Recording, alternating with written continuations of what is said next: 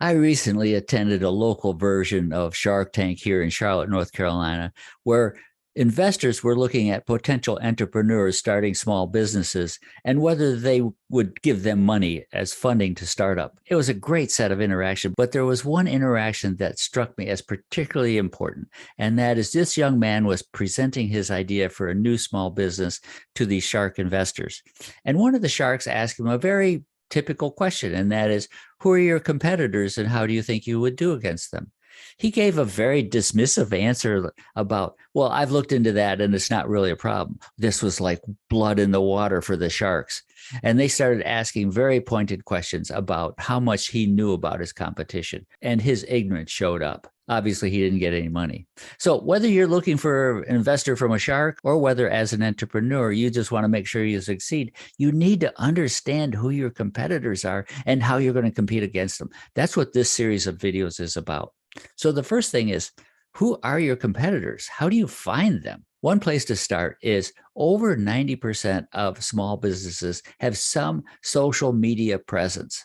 So the first place to look is simply on the web. Do they have a website? Do they have a LinkedIn account? Do they have a Facebook account? Do they have a TikTok channel? Are they on YouTube?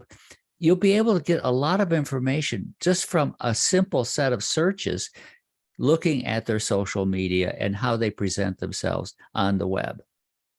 Speaking of the web, Google offers us a couple tools. Google Finance will list companies in your industry and then related companies. So you'll actually get not only your direct competitors, but also sort of tertiary or secondary competitors, which is going to be important in a minute.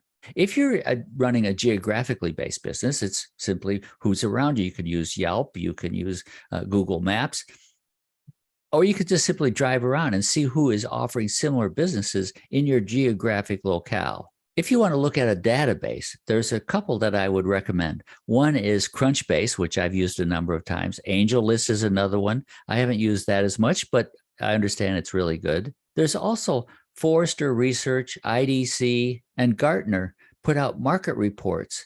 And these market reports will give you industry trends and help you identify within the market or that industry who the competitors are. Another thing to do is ask customers.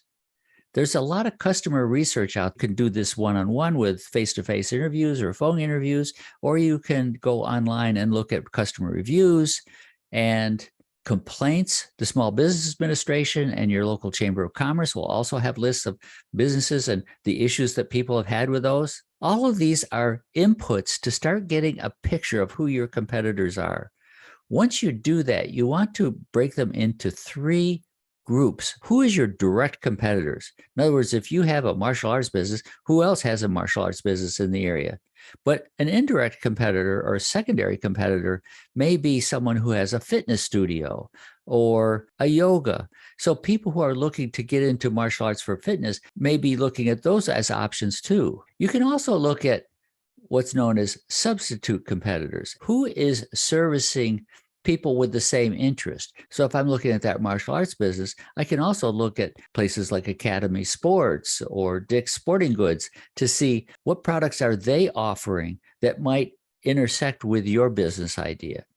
The idea is you need to take your list of competitors and break them into three lists: direct competitors, secondary or indirect competitors, and substitute competitors. At the same time, this may give you an opportunity to look at potential partners.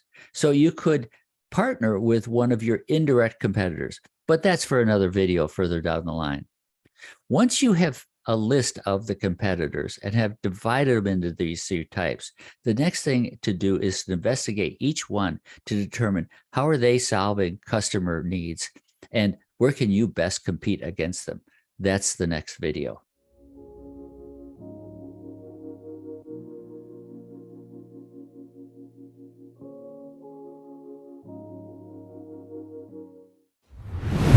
Wait, before you leave, you might like to check this other video right here.